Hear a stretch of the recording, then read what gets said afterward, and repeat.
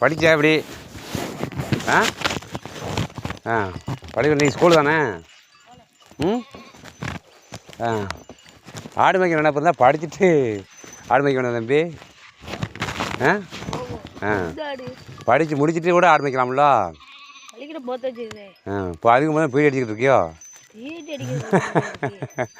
ஆ பள்ளிக்கூடம் போவேன். இன்னைக்கு நேற்று நைட்டில் ஆட்டுக்கிட்ட இருந்து போகல. சரி. ஒரு ஆடு ஒரு அட்டியாக இருக்குது சாஞ்சிச்சு. ஆ இந்த இதை தின்னுங்க. எத்தனை அடிச்சிருக்க? 8 முடிச்சிட்டேன். 8 முடிச்சு ஸ்கூல் போகலாம்ல.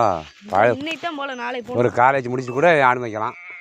படிப்பு இல்லைன்னா ஒன்றும் விவரம் தெரியாது தம்பி. 10 வரையாத நம்ம நாங்களாம் பள்ளியிடம் போகும்போது இப்போ வருத்தப்படுவோம். இப்போ வருத்தப்பட்டு நீ சொல்லு பார்ப்போம். ஆடு மேய்க்கணும். அது இருந்தால் படித்து முடிச்சு கூட ஆடு மேய்க்கணும் தானே? உங்காட்டுக்கு இருந்தது ஒன்றும் செய்யலை. செம்மணிஞ்சி அது ஒன்றும் செய்யாது. ஒன்றும் செய்யாது. ஊழிடுறீங்க. மேய்ஞ்சி பழக்கிறது. மேய்ச்சி பழக்கமா? புது ஆகுனா புது புது ஓத்தம் செய்யுது என்ன செய்ய? 6 ஆடு. ம் எத்தனை ஆடு? 6 ஆடு. ஆ